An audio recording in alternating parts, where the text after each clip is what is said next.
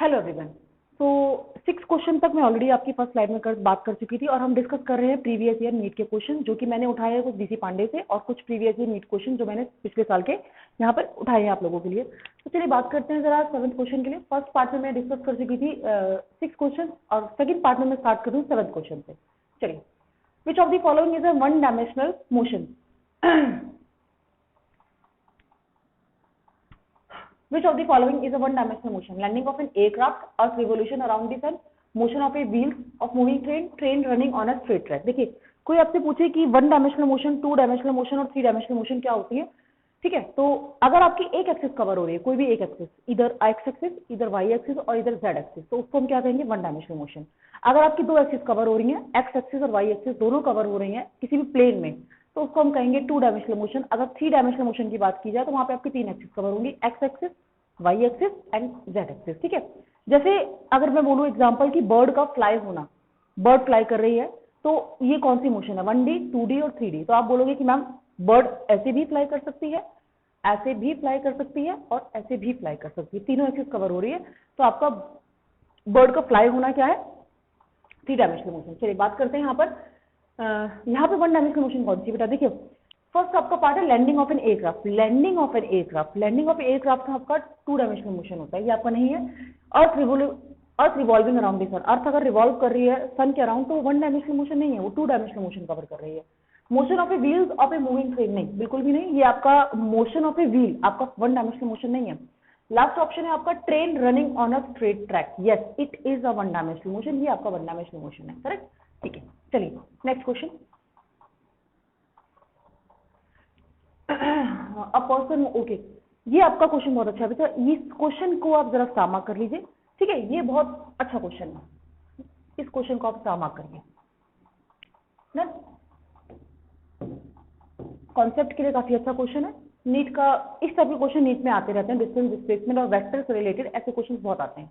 चलिए बात करते हैं person moves towards the east. चलिए पहले डायरेक्शन ड्रॉ कर ले, ईस्ट, वेस्ट, नॉर्थ और साउथ। अच्छा आगे क्या बोल रहे हैं? A person move towards the east for 3 metre, ठीक है? एक पर्सन है जो 3 मीटर ईस्ट में मूव कर रहा है, 3 मीटर ईस्ट में, done. Then towards north for 4 metre, then towards north for 4 metre, done. अच्छा, and then move towards for 5 metre, and then move towards for 5 metre. Okay, थोड़ा सा मिस्टेक हो गया बेटा, यहाँ पे आप क्वेश्चन को कंप्लीट कर लीजिए एक बार, है ना? यहाँ पे आप क्वेश्चन को कंप्लीट कर लीजिए, यहाँ पे लिखिए move towards vertically up, move towards vertically up, ठीक है? क्वेश्चन थोड़ा सा इनकम्प्लीट है। चलिए मूव टुवर्ड्स वर्टिकली अप, तो वर्टिकली अप कौन सी डायरेक्शन में बेटा? वर्टिकली अप हुई ये बोर्ड से बाहर आती हुई ये डायरेक्शन, वर्टिकली अप ये वाली डायरेक्शन है ना, इस डायरेक्शन में। अब इस डायरेक्शन में आप कैसे ड्रॉ करोगे? इसीलिए बोल रही हूँ ऐसे क्वेश्चन वेक्टर्स के लिए बहुत इंपॉर्टेंट आते हैं और ये क्वेश्चन बार बार रिपीट हुए हैं नीट में, इस टाइप के क्वेश्चन। तो देखिए अब ग्राफिकली मेथड से यहाँ से मैं तीसरी डायरेक्शन को शो नहीं कर पाऊंगी, जो वर्टिकली अप वाली डायरेक्शन है उसको मैं यहाँ पे शो कर ही नहीं पाऊंगी। तो आप क्या करोगे? इस मेथड को, ग्राफिकल मेथड को यूज ना करके आप यहाँ पे कौन सा मेथड यूज करोगे? आप यहाँ पे यूज करोगे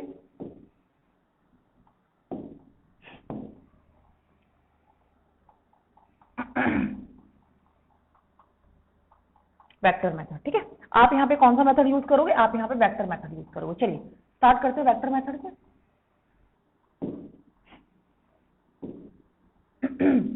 वेक्टर मेथड लगाते हैं तो सबसे पहले 3 मीटर है कहां पर? ईस्ट की तरफ, तो ईस्ट आपका क्या था? एक्स एक्सिस पर, तो मैं 3i क्या लिख सकती हूँ, ठीक है? उसके बाद बोला है टुवर्ड्स द नॉर्थ, कितना? 4 metre, north, towards the north, तो वाई एक्सिस है 4, टुवर्ड्स द नॉर्थ, तो जे क्या लिख सकते हैं?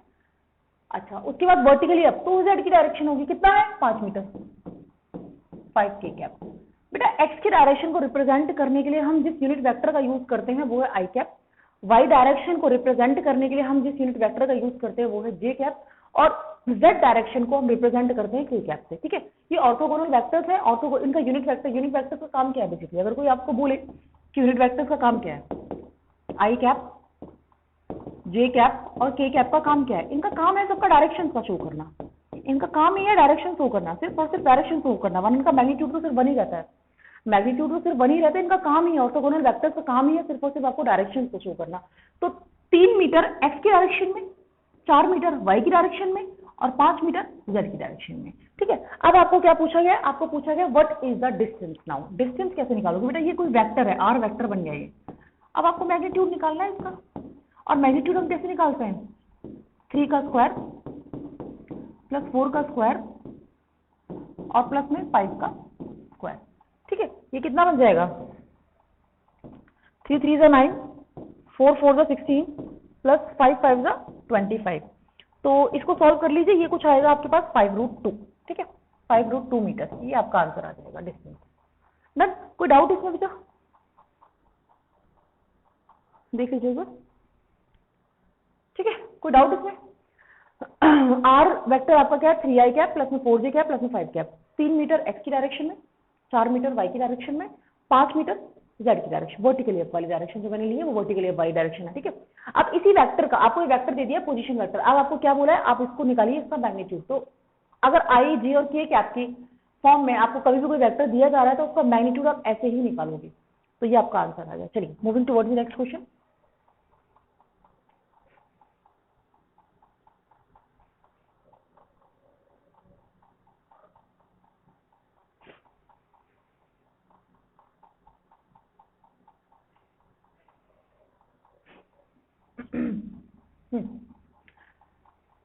Nice question, very important question.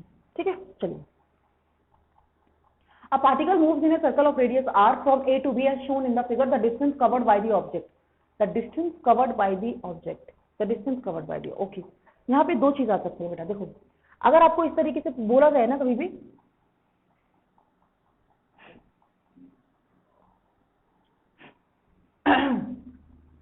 First slide में मैं ऑलरेडी डिस्कस कर चुकी हूँ बेटा, अगर कभी भी इस तरीके से किसी ने पूरा सर्कल नहीं सिर्फ आर्क ट्रेवल करा है ना, पूरा सर्कल नहीं सिर्फ आर्क ट्रेवल करा है, ये आर की लेंथ होती है आर, ये होता है रेडियस। कोई आपसे बोले कि पार्टिकल ए से लेकर बी तक गया है, पार्टिकल ने कितना ट्रेवल करा है, ए से लेकर बी तक ट्रेवल करा है, आपसे पूछा जाए डिस्टेंस और डिस्प्लेसमेंट क्या है।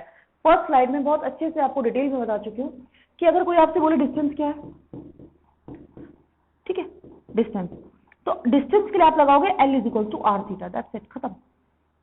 ठीक है, डिस्टेंस के लिए आप लगाओगे L is equal to R theta. कोई पूछे डिस्प्लेसमेंट क्या है,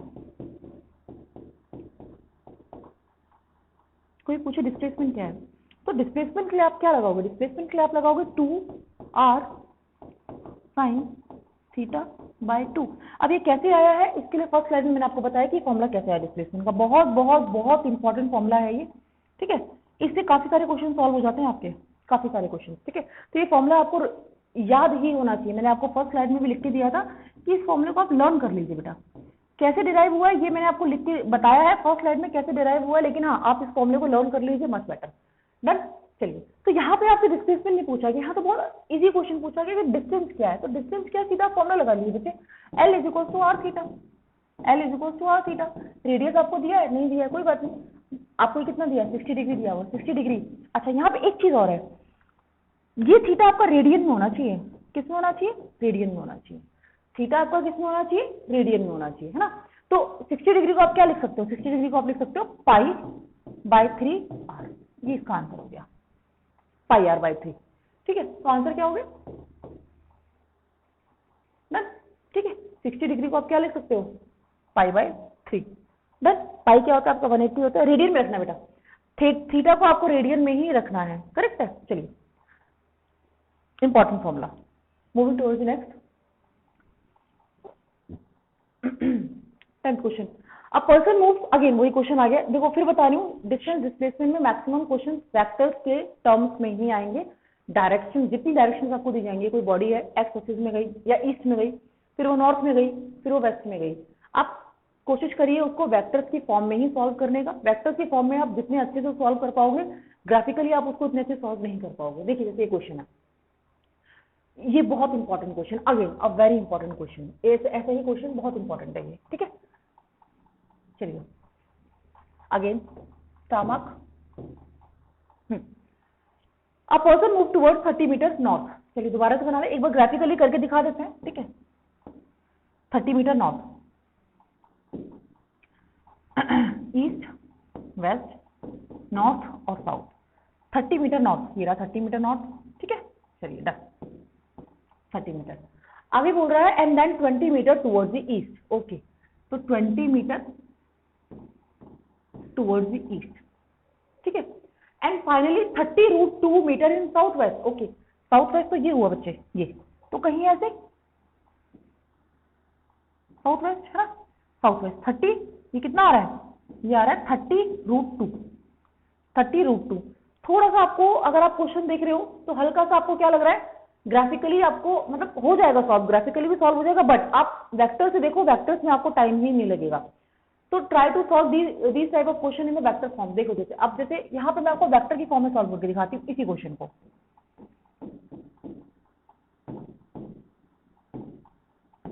देखो यहाँ पे आपको 30√2 दिया हुआ है, एक वेक्टर जो साउथ वेस्ट में जा रहा है 30√2।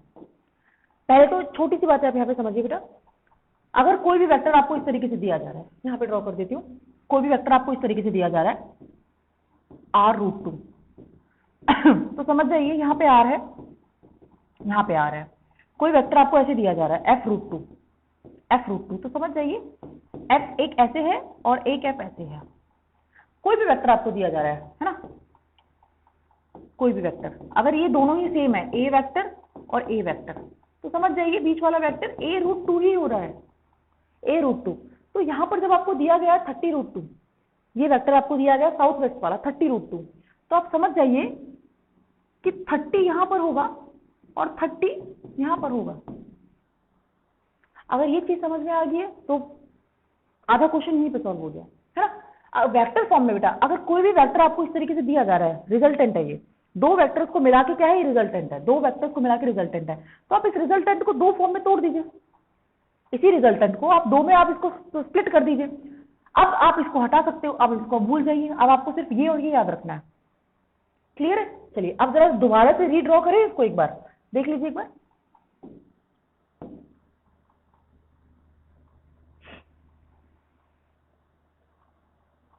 चलिए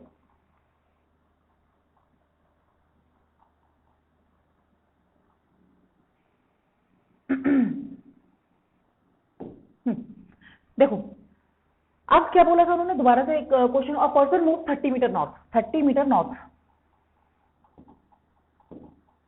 east west north south, 30 metre north, ये रहा आपका 30 मीटर, 30 मीटर, ठीक है।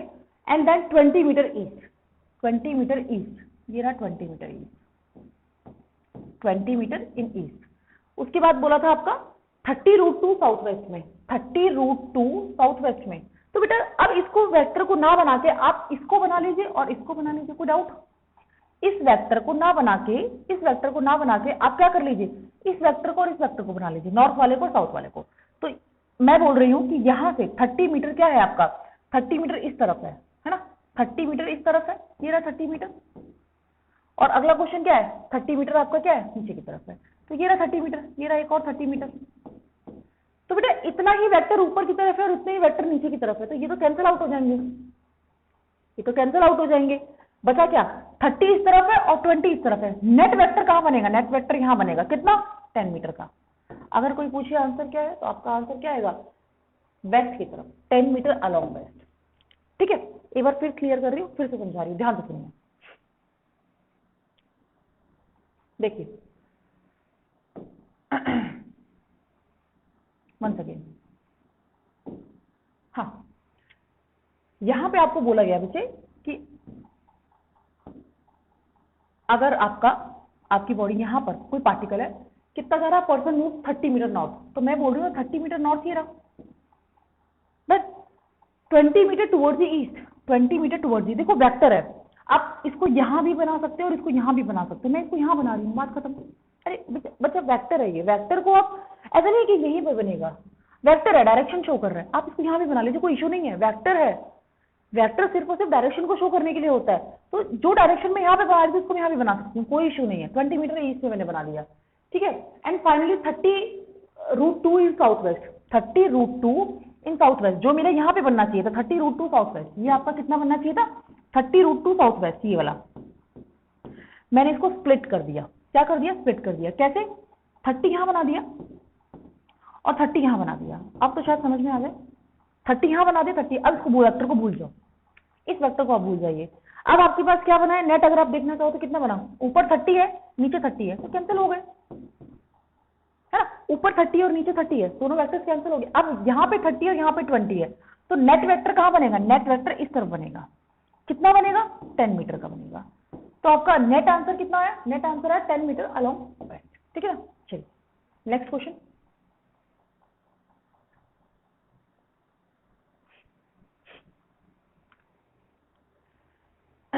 An aeroplane flies 40 metre north and 300 metre south. Okay, again वही क्वेश्चन है बेटा, सेम वही क्वेश्चन है, रिपीट हो रहा है, ठीक है। इस टाइप के क्वेश्चन बहुत आए नीट में, और ये सारे क्वेश्चन प्रीवियस ईयर क्वेश्चन ही हैं नीट के, ठीक है। बीसी पांडे से उठाए हुए क्वेश्चन है, आप लोग जहाँ पे देख सकते हो, सारे के सारे क्वेश्चन एज इट इज आपको मिलेंगे। चलिए next question. An aeroplane flies 400 metre north, okay, 400 metre north, east west north south, done. An aeroplane flies 400 metre north, 400 metre north, done. अब इसके बाद बोला 300 मीटर साउथ, तो आप यहां से ना बना के इस वेक्टर को, सॉरी, आप यहां से ना बना के आप इस वेक्टर को क्या करोगे, 300 मीटर साउथ बनाया, तो 300 मीटर आप यहां से भी बना सकते हो, 300 मीटर साउथ, ये रहा। अब क्या है, and then flies 1200 metre upward and then net displacement. अब 1200 मीटर बेटा अपवर्ड बोला है, अपवर्ड का मतलब ये है कि इस तरीके से बोर्ड से बाहर आता हुआ अपवर्ड, बोर्ड से बाहर आता हुआ अपवर्ड। अच्छा, सबसे पहले इन दोनों का नेट निकाल ले बेटा, इन दोनों का नेट निकाल ले, यहाँ 400 है और यहाँ 300 है, तो कट नेट आपका कहाँ बन जाएगा, नेट आपका बन जाएगा ऊपर की तरफ, है ना। नेट आपका वेक्टर कितना बन जाएगा ऊपर की तरफ, कितना बन जाएगा 100, ये 100 बन जाएगा। 100 किस डायरेक्शन में, जे कैप में है, जे कैप लगा दो वाई एक्सिस में। अच्छा, और एक और है आपका 1200, 1200 आपका कहाँ है, के कैप में है। अब बन गया, पोजीशन मिल गया। वेक्टर्स की फॉर्म में सॉल्व करोगे बेटा, इजीली सॉल्व हो जाएगा, इजीली, ग्राफिकली नहीं, आसानी से नहीं सॉल्व हो पाएगा। वेक्टर्स की फॉर्म में सारे क्वेश्चन वेक्टर्स की फॉर्म में बहुत इजीली सॉल्व होंगे।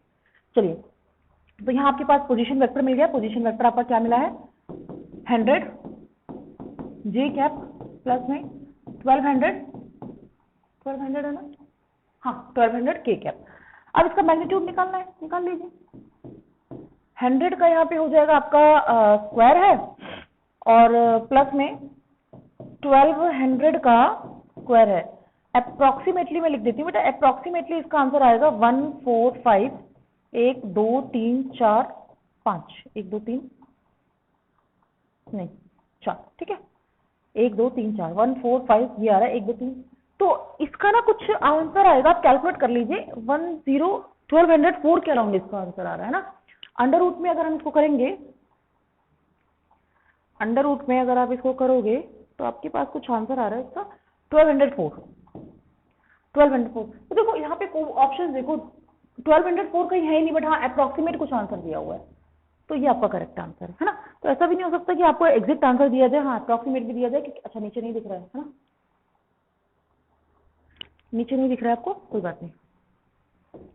इसको सॉल्व करके यहाँ पे आपके पास आया 1204, अप्रोक्सीमेटली बेटा ये आंसर, अप्रोक्सीमेटली, एग्जैक्ट आंसर नहीं है ये आपका, अप्रोक्सीमेट आंसर है ना। तो यहाँ पे आपका 1200 करेक्ट हो गया, क्योंकि बाकी तो 1200 के आसपास है ही नहीं। चलिए moving towards the next question, done, okay. Question number 12, ये भी बहुत अच्छा क्वेश्चन है, ऐसा क्वेश्चन शायद हम डिस्कस कर चुके हैं फर्स्ट स्लाइड में, अगेन शायद ऐसा क्वेश्चन हम डिस्कस कर चुके हैं। चलिए, a wheel of radius 1 metre rolls forward half a revolution on a horizontal ground, ठीक है। चलिए, एक व्हील है, ग्राउंड से टच है, ये एक व्हील है, ग्राउंड से टच है। मान लो इस पॉइंट को मैं नाम दे रही हूँ ए, और ये बोल रहे हैं, क्वेश्चन चेंज हो गया,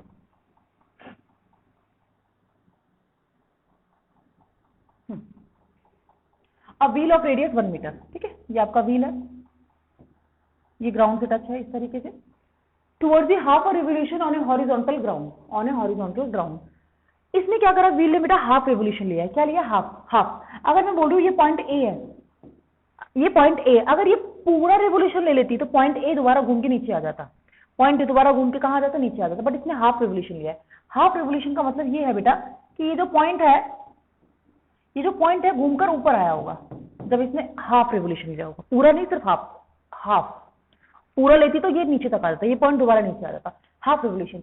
अब इन्होंने बोला है the magnitude of displacement of the point of the wheel initially in the contact, ठीक है। तो इन्होंने बोला है कि ये पहले ग्राउंड के साथ कॉन्टेक्ट में था, अब यहां पर है, तो इसका डिस्प्लेसमेंट कितना हुआ, इसका डिस्प्लेसमेंट कितना हुआ, है ना, हमें ये पता करना है।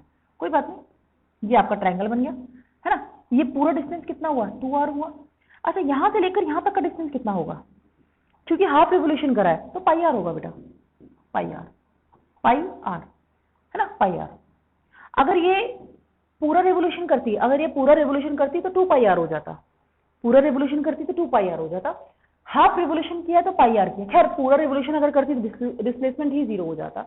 अगर पूरा रेवोल्यूशन करती तो ये ए पॉइंट जो यहाँ पर है, एक रेवोल्यूशन के बाद ये ए पॉइंट दोबारा यहाँ आ जाता, आपका डिस्प्लेसमेंट 0 आ जाता, ठीक है। तो हाफ रिवोल्यूशन में, हाफ रिवोल्यूशन में आपको यहाँ पे कुछ डिस्प्लेसमेंट मिलेगा, उसी को कैलकुलेट करें। आपको दिखाई दे रहा है, क्या दिखाई दे रहा है, ये आपको दिखाई दे रहा है कि ये राइट एंगल ट्राइंगल बन गया है। तो आप इसको सॉल्व कर लीजिए पाइथागोरस थ्योरम से। पाइथागोरस थ्योरम से आपको निकालना है, इसको बी मान लीजिए, ए बी निकालना है आपको, है ना। ए बी कैसे निकलेगा, अंडर रूट में 2r का स्क्वायर और प्लस में कितना, पाई आर का स्क्वायर, है ना। r को बाहर निकाल लीजिए, अंदर बच जाएगा 4 प्लस में पाई का स्क्वायर। r की वैल्यू आपको 1 दी, नीचे दिख रहा है, हाँ ठीक है। r की वैल्यू आपको 1 दी है बेटा, r की वैल्यू आपको क्या दी है, 1 दी है। तो ये कितना हो जाएगा आपका, ए बी हो जाएगा, A B is equal to 4 plus में पाई का स्क्वायर, 4 प्लस में पाई का स्क्वायर। ये आपका आंसर आ गया, मतलब ये डन, ये आपका आंसर है। चलिए समझ में आ गया, अच्छा क्वेश्चन, काफी अच्छा क्वेश्चन, ठीक है, इंपॉर्टेंट क्वेश्चन। चलिए next question, next question, the 3 initial and final position of a man on the X axis are given है, ठीक है। अच्छा, ये कुछ पोजीशंस दिए हुए हैं बच्चे, है ना। पोजीशन दिया हुआ, आपसे पूछा गया है which pair gives the negative displacement. कोई बात नहीं, नेगेटिव डिस्प्लेसमेंट पूछा है, वेरी सिंपल, है ना। आपको क्या करना है बच्चे, आपको आर निकालना होता है, तो आप क्या करते हो, सॉरी आपको क्या निकालना है, एक्स, अगर डिस्प्लेसमेंट, टोटल डिस्प्लेसमेंट निकालना है तो आप करते हो x2 माइनस में x1 कर लेते हो। तो वही करना है। पहले वाले केस में क्या होगा, पहले वाले केस में अगर आप देख रहे हो, नेट आपके पास कितना निकलेगा, 7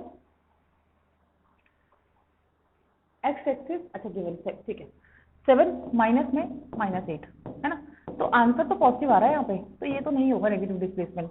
सेकंड वाला देख लीजिए, ये आपके पास हो जाएगा x is equal to -3 minus में 7, -10 आ रहा है, ये नेगेटिव आ रहा है। थर्ड वाला देख लीजिए, थर्ड में क्या है, थर्ड में है आपके पास x is equal to 3 minus में -7, तो ये आ जाएगा 3 प्लस में 7, है ना। ये आपका पॉजिटिव आ रहा है, ये आपका पॉजिटिव आ रहा है, ये तो आंसर क्या हो जाएगा आपका, सेकंड वाला, ये सेकंड आंसर है आपका। नेगेटिव डिस्प्लेसमेंट है, x2 माइनस में x1 कर लीजिए सिंपली, x2 माइनस में x1, क्लियर है। डिस्प्लेसमेंट का फॉर्मूला ही होता है बेटा, x2 माइनस में x1, x एक्सिस पे चल रहा है ना, सिर्फ x एक्सिस पे चल रहा है पार्टिकल। चलिए डन, नेक्स्ट क्वेश्चन। अब particle move along a circular path of radius r, the distance of displacement, okay good। देखिए क्वेश्चन देखो जरा, दोबारा बता देती हूँ।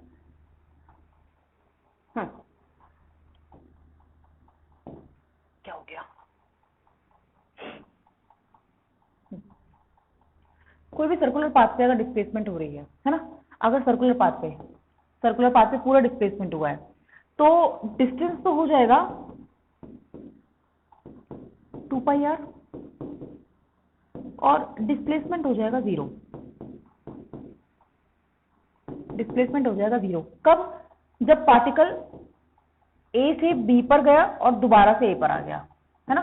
पार्टिकल क्या गया, ए से बी पर गया और दोबारा ए पर आ गया, तो ये कहानी है। अच्छा, अगर ये वाला मैंने आपको बता ही दिया था, अगर वो आर्क की फॉर्म में कर रहा है, यहां से ए से बी तक, है ना, ए से बी तक ये थीटा है। अगर वो आर्क की फॉर्म में ट्रेवल कर रहा है, तो डिस्टेंस कोई आपसे पूछे कितना डिस्टेंस है, तो आप बोल दीजिए कि आर थीटा, अभी बताया था ना, L is equal to R theta, arc की फॉर्म में अगर वो ट्रेवल कर रहा है। अच्छा, कोई आपसे पूछे डिस्प्लेसमेंट कितना है,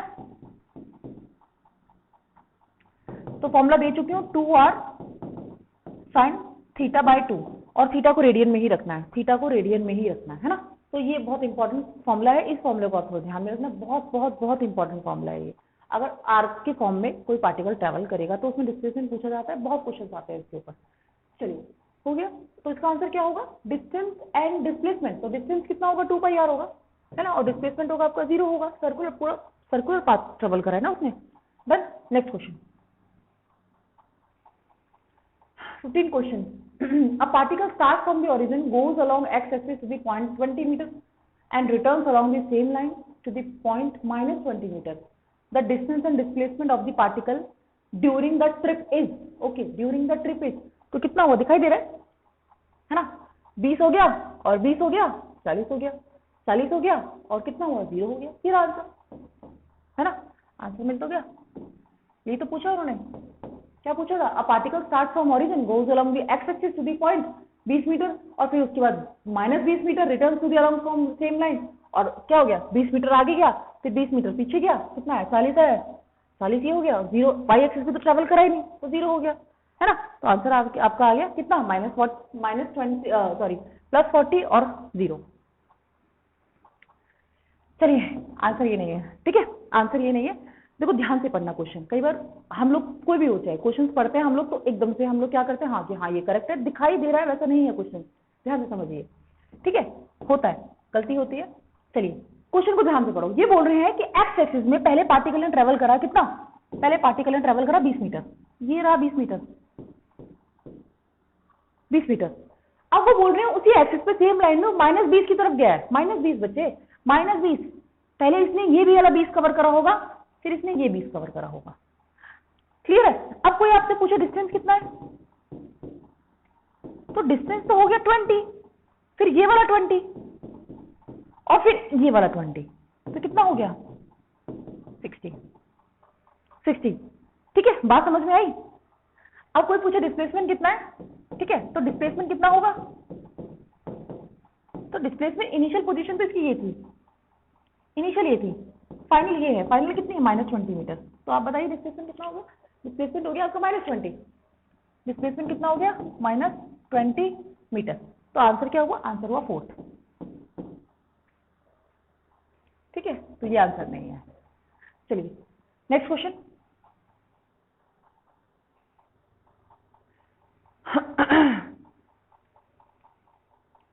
the numerical ratio of displacement to the distance covered is always, अच्छा ये देखो क्वेश्चन, अच्छा क्वेश्चन है बच्चे, यहाँ पर बोला the numerical ratio of displacement to the distance covered। अच्छा देखो बच्चे, जो आपका डिस्प्लेसमेंट है, जो आपका डिस्प्लेसमेंट है ना, या तो वो इक्वल हो सकता है डिस्टेंस के, या डिस्प्लेसमेंट है ना आपका लेस देन होगा डिस्टेंस से, बड़ा नहीं हो सकता, नेवर। अब ये बोल रहे हैं कि आप रेशियो बताइए कितनी होगी, किस किस की रेशियो बोल रहे हैं, numerical displacement to distance, okay, displacement to distance, तो बेटा ये वैल्यू हमेशा बड़ी होगी, डिस्टेंस वाली वैल्यू हमेशा बड़ी होगी, हमेशा, या तो ये दोनों बराबर होंगे तो यूनिटी आंसर आ जाएगा 1 आ जाएगा, या ये वैल्यू अगर बड़ी है तो लेस देन आएगा ना, तो आंसर क्या होगा, इक्वल टू और लेस देन 1, या तो वो बराबर होगा 1 के, अगर ये दोनों बराबर है तो आंसर आएगा 1, और अगर ये बड़ा है, जो कि डिस्टेंस हमेशा बड़ा ही होता है डिस्प्लेसमेंट से, तो आंसर आएगा लेस देन 1, है ना। चलिए नेक्स्ट क्वेश्चन,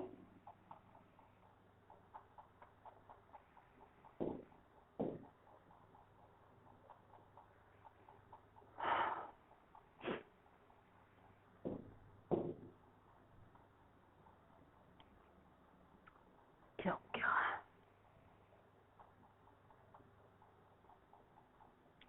नेक्स्ट क्वेश्चन 17, अच्छा क्वेश्चन है, देखिए जरा फटाफट से,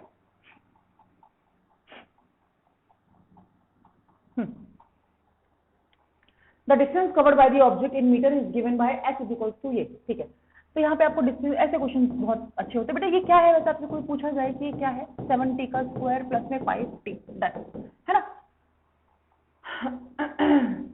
चलिए, तो ये जो डिस्टेंस है ना बच्चे, ये आपको टाइम पर डिपेंड है, क्या किस पर डिपेंड है, टाइम पर डिपेंड है, आप टाइम को चेंज करोगे आपका डिस्टेंस क्या चेंज होता चला जाएगा, ये टाइम पर डिपेंड, आपको दिया हुआ टाइम पर डिपेंड। अच्छा पूछा क्या, फाइंड इट्स स्पीड, तो स्पीड कैसे निकालोगे? स्पीड निकालोगे जब आप डिफरेंशिएट कर दोगे किसको? डिस्टेंस को। जब आप डिफरेंशिएट कर दोगे किसको? डिस्टेंस को। अब डिफरेंशिएशन कर दीजिए यहाँ पे 8 × 3 और t का स्क्वायर माइनस में 7 × 2 और t प्लस में 5 आ जाएगा, है ना। तो ये बन जाएगा 24 t का स्क्वायर माइनस में 14 t प्लस में 5। अब इन्होंने बोला है किस वक्त पे निकालना है? जब t की वैल्यू 2 हो। तो 24 2 का स्क्वायर माइनस में 14 × 2 और प्लस में 5। इसको आप सॉल्व कर लेना, आंसर आ जाएगा, है ना। तो ये क्या था? ये आपका डिस्टेंस था, किस पे डिपेंड कर रहा था? टाइम पे डिपेंड कर रहा था। टाइम को चेंज करते जाओगे आपके पास क्या आ जाएगा? डिस्टेंस टाइम पर डिपेंड हो रहा है यहाँ पे। नेक्स्ट देखिए जरा। अच्छा हाँ, तो इसी को आप क्या करिए? डिफरेंशिएट करिए बेटा। डिस्टेंस को डिफरेंशिएट करते हो टाइम के साथ तो आपको मिलता है स्पीड, है ना। और अगर आप वेलोसिटी को करते हो तो आपको मिलता है एक्सेलरेशन। इंस्टेंटेनियस होते हैं बेटा ये। क्या होता है? इंस्टेंटेनियस। टाइम पर डिपेंड है ना, इंस्टेंटेनियस। जिस इंस्टेंट पे आपको निकाले इंस्टेंटेनियस है। कोई पूछे क्या कैलकुलेट कर रहे हो आप, ये इंस्टेंटेनियस है। पर्टिकुलर इंस्टेंट पे आप सॉल्व कर रहे हो ना बच्चे, इंस्टेंटेनियस, ठीक है। इंस्टेंट, एवरेज नहीं है, इंस्टेंटेनियस है। एवरेज के लिए तो आप सीधा लगा देते हो बच्चे फॉर्मूला। एवरेज के लिए क्या फॉर्मूला लगाते हैं? एवरेज के लिए हम लगाते हैं, आपको पता है, x2 माइनस में x1 अपॉन में t2 माइनस में t1। ये आपका एवरेज का फॉर्मूला होता है, एवरेज का। जहां पे टाइम पे डिपेंडेंस आता है, समझ जाइए वो बात कर रहे हैं इंस्टेंटेनियस की, एवरेज की बात नहीं कर रहे हैं।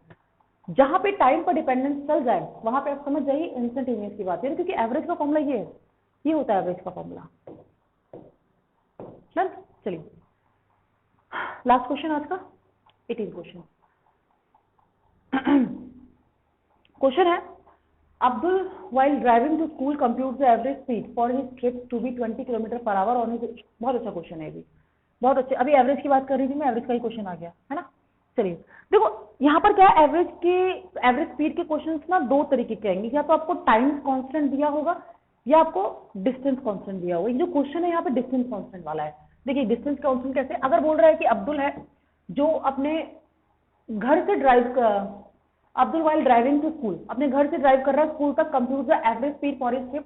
मान लीजिए ए से लेकर बी तक वो ट्रैवल कर रहा है, यहाँ पे उसका स्कूल आ गया है और यहाँ से यहाँ तक की स्पीड उसकी रही है 20 km/h, है ना, 20 km/h।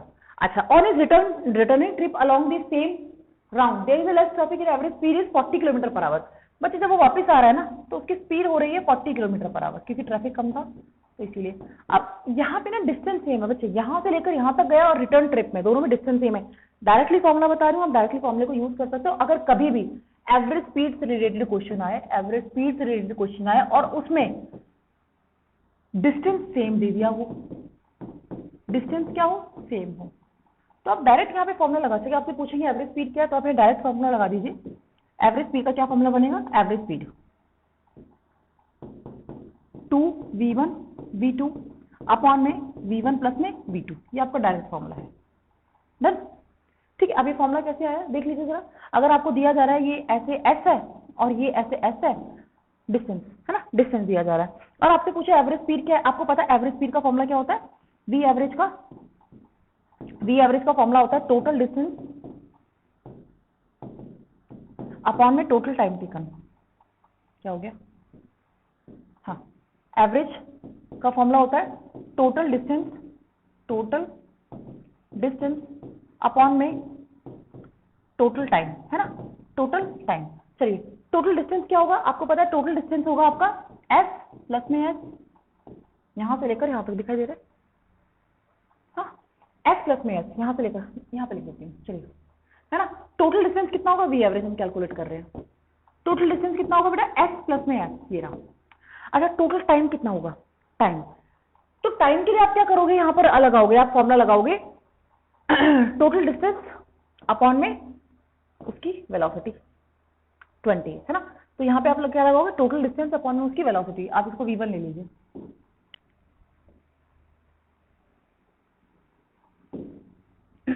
v1 और प्लस में नेक्स्ट उसका डिस्टेंस और उसकी वेलोसिटी।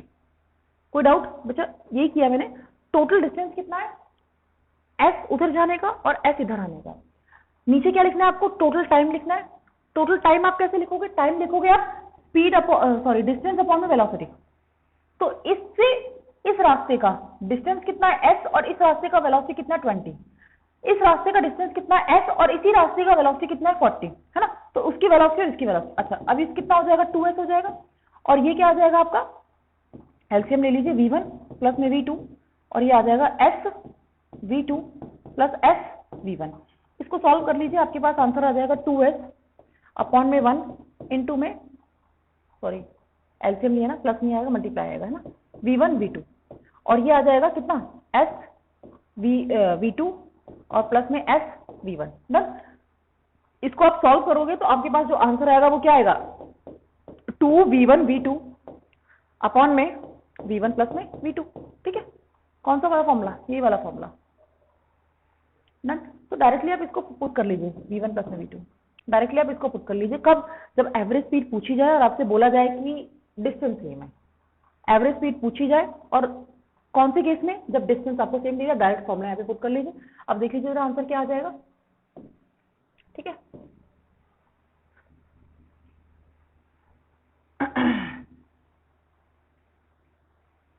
नेक्स्ट स्लाइड में टाइम से कांस्टेंट रिलेटेड कुछ क्वेश्चन होंगे। ठीक है, जिसमें एवरेज स्पीड से रिलेटेड कुछ क्वेश्चन होंगे जिसमें टाइम सेम दिया हो। चलिए, तो यहाँ पे क्वेश्चन क्या बनेगा, आपका वी एवरेज बोला हुआ है, तो यहाँ पे वी एवरेज क्या निकल जाएगा आंसर, 2 इंटू वी1 कितना दिया हुआ है 20, और v2 कितना दिया हुआ है 40, और नीचे आंसर कितना दिया हुआ है 20 प्लस में 40, तो आपका आंसर आ जाएगा 2 2 ज़ा 4, 1600, और नीचे आ जाएगा 60।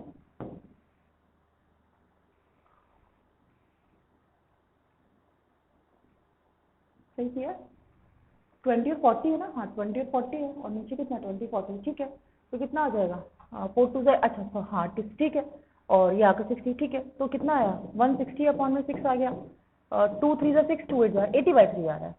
ठीक है, 80/3 kilometre per hour, kilometre per hour, है ना। ठीक है, डन। तो आज का ये लास्ट क्वेश्चन था हमारा। ओके, तो इस स्लाइड में हमने काफी अच्छे इंपॉर्टेंट क्वेश्चन सॉल्व करे। पिछले 6 क्वेश्चन जो मेरी फर्स्ट स्लाइड में था, पिछले 6 क्वेश्चन थोड़े से हम एवरेज थे, इस पार्ट में और अच्छे क्वेश्चन है, और नेक्स्ट पार्ट में और भी अच्छे क्वेश्चन मिलेंगे आपको।